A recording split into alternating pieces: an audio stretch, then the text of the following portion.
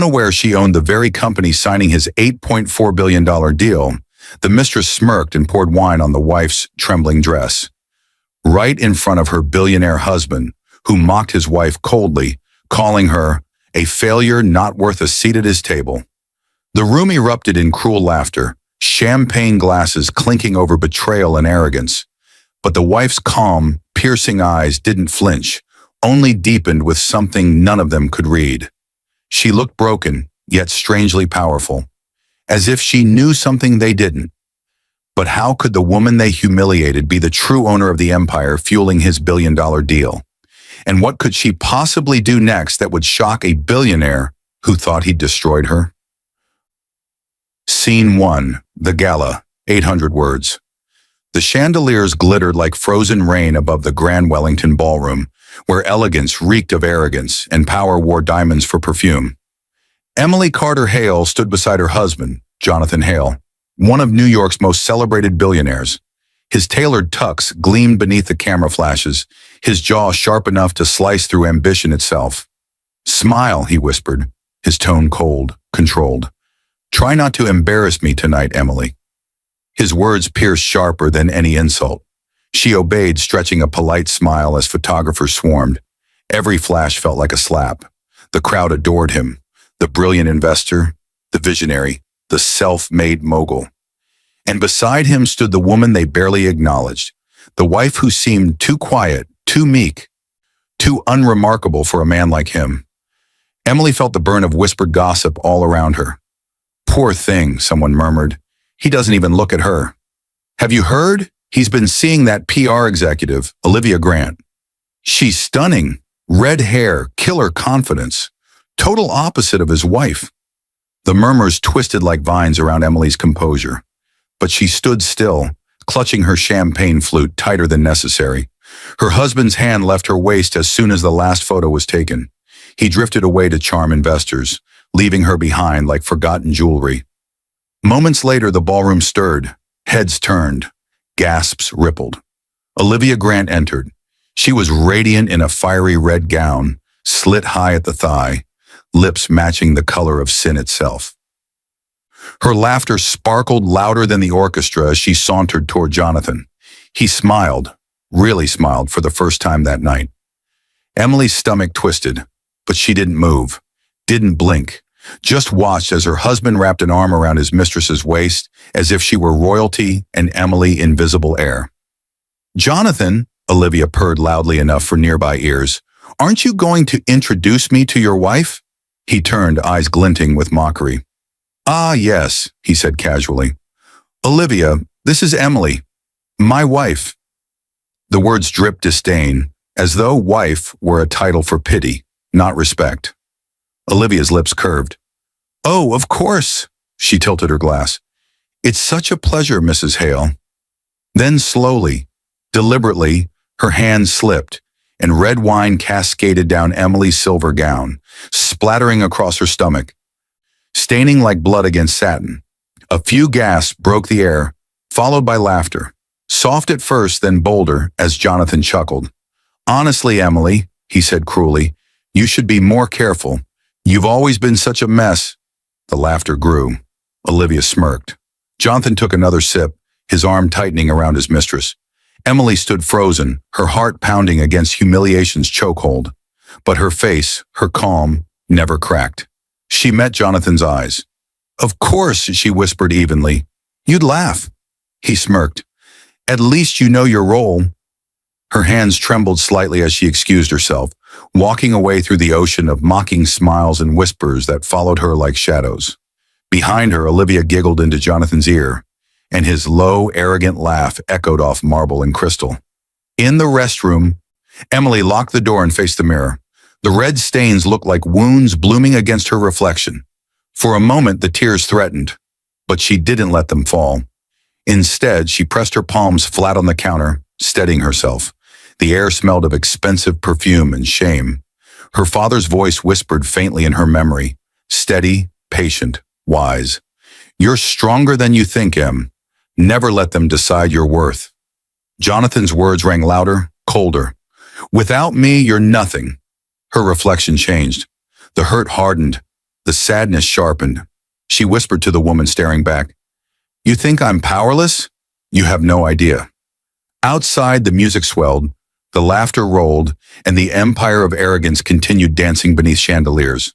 But inside that quiet restroom, something awakened. A storm, quiet and certain. When Emily finally stepped out, she walked differently, straighter, slower, controlled. The world saw a humiliated wife, but beneath her calm, something unbreakable had begun to move. No one noticed when she passed Jonathan again. No one saw how her eyes lingered on the massive Hale Global Industries logo shining across the ballroom wall.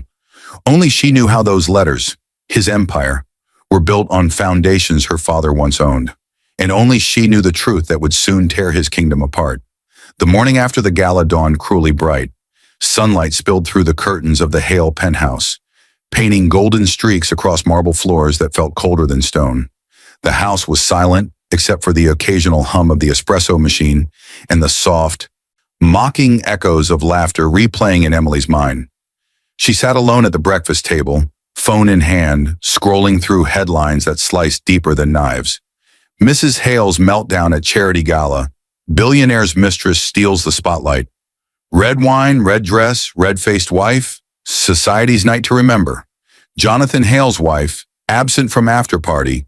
Rumors of divorce swirl. Each article carried photos of Olivia radiant in red, Jonathan smiling beside her like a king beside his queen. And Emily, frozen mid-shock, drenched in wine, was the nation's morning entertainment. Her coffee turned cold. Her pulse didn't.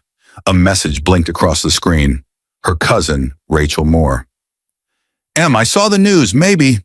It's time to accept things. Jonathan's moving on. Don't make it worse for yourself." Emily exhaled, her fingers tightening around the cup. She could almost hear the pity dripping from Rachel's voice, the pity that burned worse than cruelty. "Accept things," she whispered bitterly. "That's what everyone expects." Her reflection on the dark phone screen stared back. A woman forgotten, humiliated, cornered. The door opened. Jonathan walked in, fresh from his morning run, shirt clinging to his chest, the scent of expensive cologne announcing him before he spoke. He didn't greet her, just scrolled his phone, smirking. "Social media's having fun," he said lightly.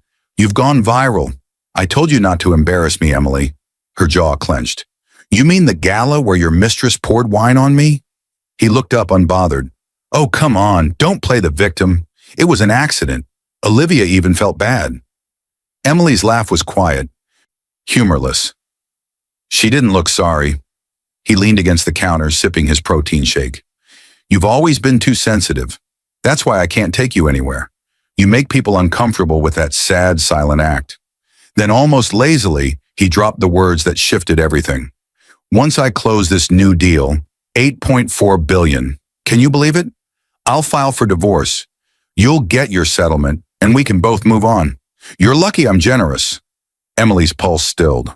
"A settlement?" He shrugged. "You didn't expect me to leave you with nothing, did you? Though honestly, you've done nothing to earn it." He smirked, brushing past her. "Without me, Emily, you're nothing." The words hung like smoke in the air long after he left.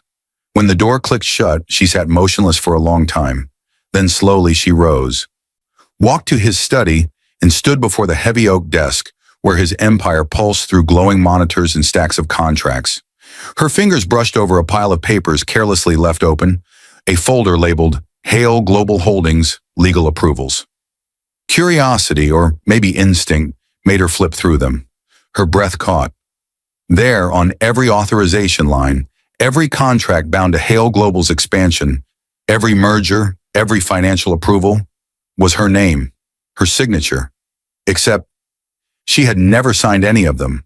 Her hand trembled as she turned page after page, seeing the same thing repeated, Emily Carter Hale. The strokes were perfect, almost too perfect, but she remembered her father's handwriting lessons, the subtle pressure at the end of her capital E. This wasn't her hand, it was forged. Her father's voice echoed again in her mind. "Never let anyone sign for you, Em, not even someone you love." She stumbled back, heart hammering. Memories surged like lightning. Her father's sudden death, Jonathan taking over his company under the guise of saving the family name. Her own withdrawal from business after his insistence she focus on home. He'd used her grief, her trust, her name, her father's legacy. The company she thought was gone wasn't just part of Jonathan's empire. It was his empire, built entirely on stolen authority. For a long time, she just stood there, frozen between disbelief and realization. Then something inside her began to harden, slow and steady, like ice forming under heat. She gathered every document into a neat pile, her movements precise. Her gaze flicked toward the framed wedding photo on the shelf, Jonathan's arm around her, both smiling. She stared at it for a moment before turning the frame face down. That night, she sat beneath a single lamp, the red-stained gown draped across the chair beside her like a ghost. Page after page of contracts lay spread out before her, highlighted, marked, studied. Every line she traced brought her closer to truth, to clarity, to purpose. She no longer saw herself as the humiliated wife in tabloids. She was the silent architect of the empire her husband thought he built alone. When dawn crept through the blinds, Emily was still awake, eyes steady, determination replacing exhaustion. The pain was gone, replaced by precision. She closed the final folder, whispering to the rising sun, "You used my name to build your world, Jonathan. Now I'll use it to take it back." Outside, the city roared to life, unaware that the woman they mocked yesterday had just begun writing the end of a billionaire. By mid-morning, the penthouse had emptied.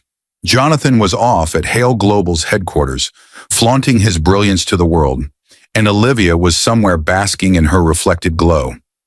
Emily stood in the quiet aftermath, surrounded by marble and glass that suddenly felt like a cage. She packed the forged documents into a leather folder and slipped them into her tote, her hands steady now. Every move she made was deliberate, silent. The air felt charged, like the moment before lightning strikes. She called a cab instead of taking the Bentley. She didn't want the driver Jonathan assigned reporting her whereabouts. The city buzzed around her, horns blaring, sunlight flashing off mirrored skyscrapers. Beneath that restless energy, Emily's mind raced through years of memories she had tried to bury. Her father, Henry Carter, had built Carter Engineering Group, a family-owned construction firm that specialized in major infrastructure. He'd been respected, fair, patient, shrewd. Jonathan had married Emily when Carter Engineering was already expanding fast. At the time, Jonathan was just a charming consultant with big dreams and polished manners. Her father had welcomed him like a son. She remembered Jonathan's promise after her father's heart attack. "I'll take care of everything, Em. You just rest. You've lost enough." She'd been grieving too hard to question what he meant. By the time she resurfaced months later, the company bore a new name, Hale Global Industries.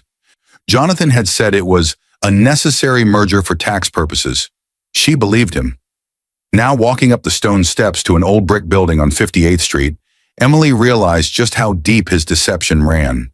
A brass plate beside the door read, "Whitaker and Low Law Offices," her father's longtime legal counsel. She hadn't seen Mr. Whitaker since the funeral. Her pulse quickened as she stepped inside. The office smelled of paper and polished wood. Behind a large oak desk, an elderly man looked up, surprise flickering in his pale blue eyes. "Emily Carter?" he said slowly, standing. "It's been years." Her throat tightened. "Mr. Whitaker, I need your help." He gestured to a chair. "Of course. What's this about?" She laid the forged contracts in front of him. He adjusted his glasses, eyes scanning line after line, his expression darkening. "Good Lord," he murmured. "These are your signatures?" She nodded. "They look like mine, but they're not." He leaned back, exhaling heavily. "Your husband forged your consent on every acquisition. Legally, these companies, these mergers, none of them hold if you choose to contest. Hale Global could collapse overnight." Emily's hands gripped the edge of the desk. "Then we'll make it collapse." He looked at her long and hard, perhaps surprised by the calm fire in her tone. "That's a dangerous game, Emily. He's powerful, connected." Her lips curved faintly. "So was my father, and Jonathan only learned from him." Whitaker studied her another moment, then nodded. "You'll need evidence, Digital records, witnesses, financial trails. People inside Hale Global who know what's been going on. She stood, resolve radiating from her. I'll find them. That night, in her apartment study, she scrolled through old contacts. Years of silence broke as she began to call people Jonathan had wronged. Former employees dismissed on false grounds. Partners crushed by corporate takeovers. Assistants threatened into signing NDAs. She spoke quietly, steadily. He used my name. He stole from you too. I can prove it. Help me, and we can bring him down. Some hung up. Others listened. By midnight, 3 had agreed to meet, and one name stood out. Ethan Brooks, her childhood friend, and now a data analyst within Hale Global's finance department. When she called, his voice held shock and caution. Emily, are you okay? After that gala, the media's been brutal. I'm fine, she said. But Ethan, I need your help. Jonathan's hiding something. Offshore accounts, shell companies. I need everything you can find. There was a pause, then, you're serious. Dead serious. He sighed, then lowered his voice. You didn't hear this from me, but the company's books don't add up. I've seen fake charitable donations funneled into unknown accounts. If you're really going after him, I'll get you proof. But it's risky. Send it anonymously, she said. I'll protect you. He hesitated, then said, Your father would be proud, Em. Her throat tightened, but she didn't falter. The next morning, the first email arrived. Encrypted spreadsheets and bank trails leading to offshore laundering networks, charitable fronts, falsified transactions. She printed everything, stacking it beside the forged contracts. The evidence grew like a weapon being sharpened. By the week's end, more people had joined quietly. A former HR director Jonathan fired for whistleblowing, a project manager he scapegoated for embezzlement, even a board member who'd been pushed out when he questioned the books. They all had one thing in common. They feared Jonathan, but they trusted Emily. At breakfast, Jonathan scrolled through his phone, laughing at an article about himself. Olivia, dressed in silk, leaned against him, glowing with borrowed power. Emily poured coffee for them, her movements smooth and silent. Jonathan looked at her over the rim of his cup. You seem awfully calm lately. Finally accepted reality? She smiled faintly. I suppose I have. He laughed, oblivious. Good. You'll thank me one day. Some people just aren't built for power. Emily set the coffee pot down. You might be right, she said softly. Some people aren't built for it. They steal it instead. He looked up, half amused. What's that supposed to mean? Nothing, she said sweetly. Just thinking out loud. When he left for the office, she stood by the window watching his car disappear into the morning traffic. Her reflection looked back, steady, unreadable, dangerous. Jonathan Hale had no idea his empire was already crumbling, and the woman he thought was broken was now the one tightening the noose. The morning of the signing felt electric. The city hummed with anticipation. Financial channels blared predictions about Hale Global's $8.4 billion merger, calling it the deal that would redefine corporate history. Cameras gathered outside the glass skyscraper as Jonathan Hale arrived in his custom black Aston Martin, his arm draped around Olivia Grant. They looked unstoppable. Perfect smiles, flawless confidence, untouchable power. But deep inside the same building, the true owner of Hale Global walked silently through the marble halls in a tailored gray suit. Emily's hair was swept back, her posture sharp and steady. She carried a single envelope. No press, no entourage, no fanfare. Only purpose. She had spent the last 3 weeks orchestrating every move, sending anonymous tips to key investors, filing legal injunctions sealed under her maiden name, preparing the evidence Mr. Whitaker helped her notarize. And today it would all unfold. Jonathan stood before a long mahogany table surrounded by executives and investors. The skyline glittered behind him like the empire he believed he owned. Cameras flashed as champagne chilled in silver buckets, waiting for the toast. Gentlemen, he said, all charm and charisma, today we make history. As the signing began, the boardroom doors opened softly. Heads turned. Emily walked in. The room fell silent. Jonathan blinked, disbelief flashing across his face. What the hell are you doing here? She didn't answer. Instead, she walked to the table and placed the sealed envelope before the lead investor, Mr. Carrington. "I apologize for the interruption," she said evenly, her voice calm but carrying authority. "But before any documents are signed, you'll want to see this." Jonathan scoffed. "Security!" Carrington raised a hand. "Wait, let's hear her out." Emily met his eyes.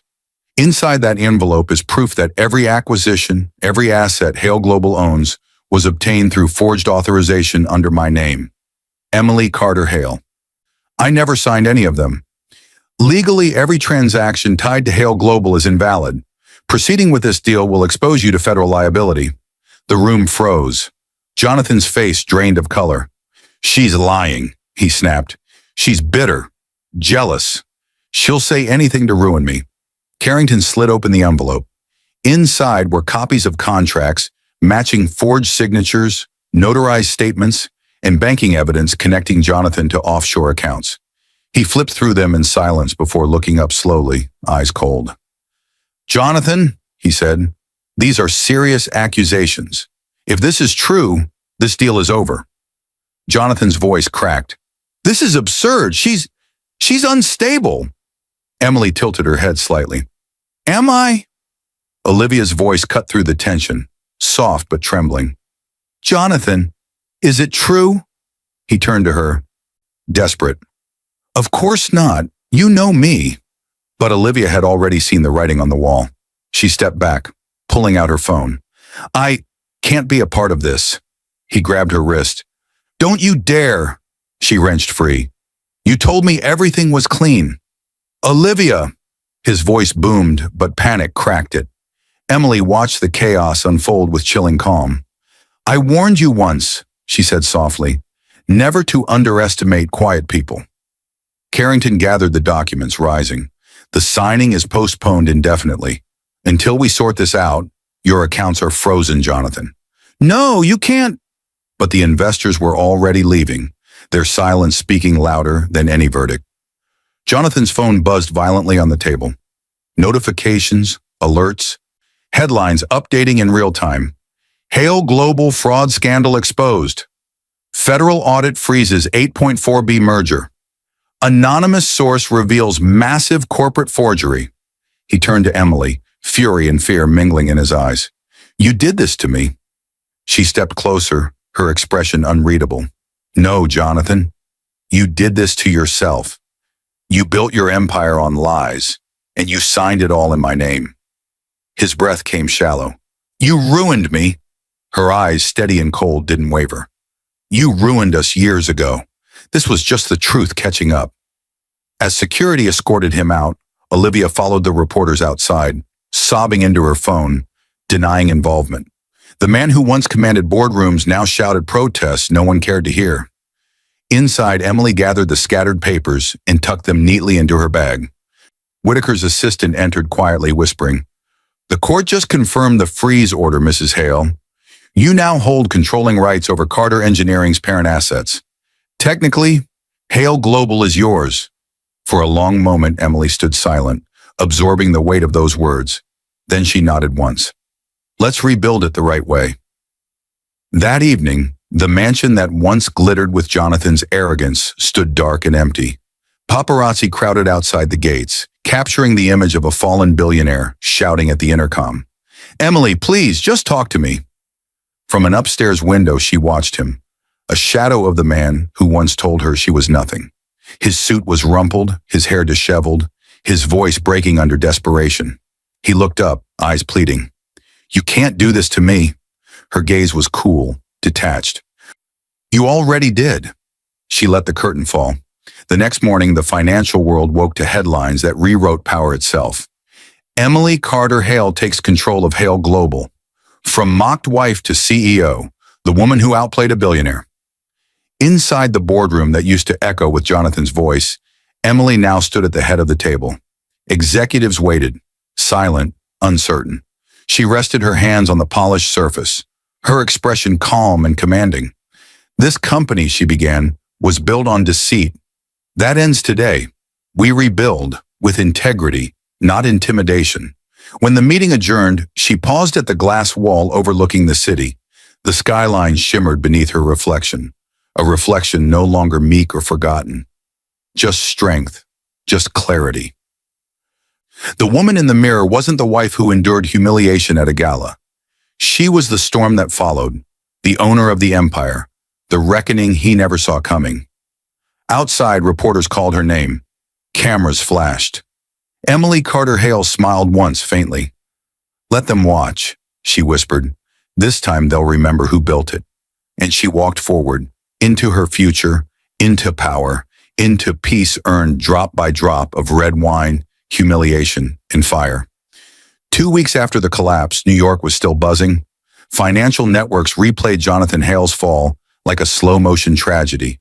Commentators dissected every move, every forged signature, every moment that led to his ruin. Once a titan of industry, now facing federal fraud investigations.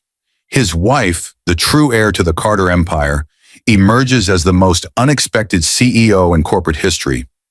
Outside the courthouse, Jonathan was photographed, leaving with hollow eyes and a lawyer at his side, his fortune frozen, his reputation in ashes. Olivia Grant had vanished into silence, her career vaporized overnight, and somewhere above all the noise, Emily Carter Hale finally found peace. It was a gray morning when she returned to her father's old office building in Queens, the modest brick structure where Carter Engineering had first begun. The walls smelled of old paper and faint sawdust, remnants of the days when men in hard hats and blueprints walked these halls. Mr. Whitaker met her at the door, cane tapping softly against the floor. "You sure you're ready for this, Emily?" She smiled gently.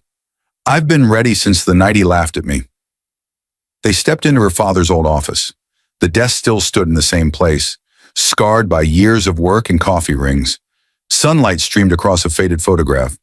Her father shaking hands with a construction crew, smiling wide. Emily reached out, brushing dust from the frame. For the first time in years, her eyes filled, not with pain, but gratitude.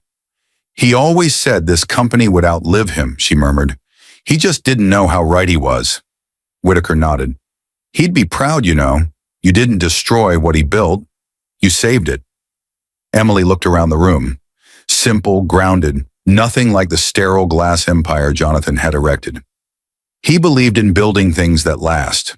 I want to do the same." Whitaker's eyes softened. "And Jonathan?" She paused, her expression unreadable. "He'll face justice. I don't need to see him punished. Losing everything he worshipped is punishment enough." Outside, the distant hum of the city drifted through the window. She walked to the old filing cabinet in the corner and opened the top drawer.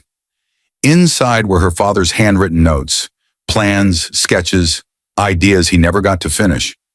One in particular caught her eye. A design for a community housing project for widows and single mothers.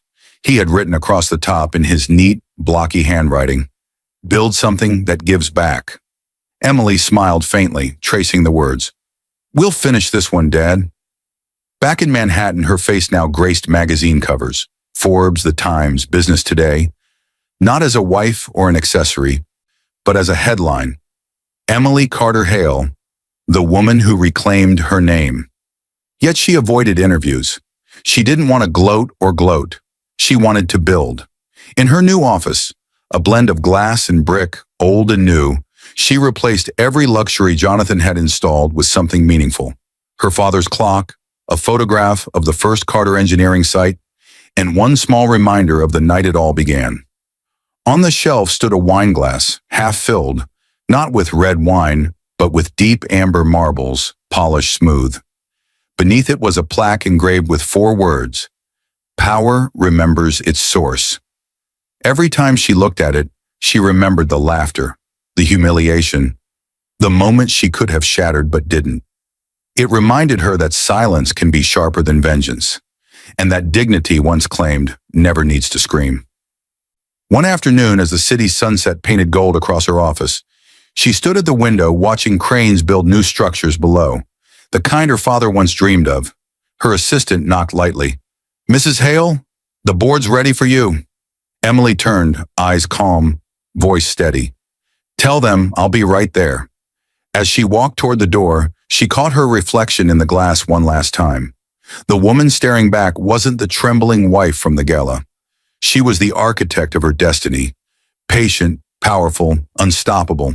And as the door closed behind her, the world that once mocked her name now waited for her next command.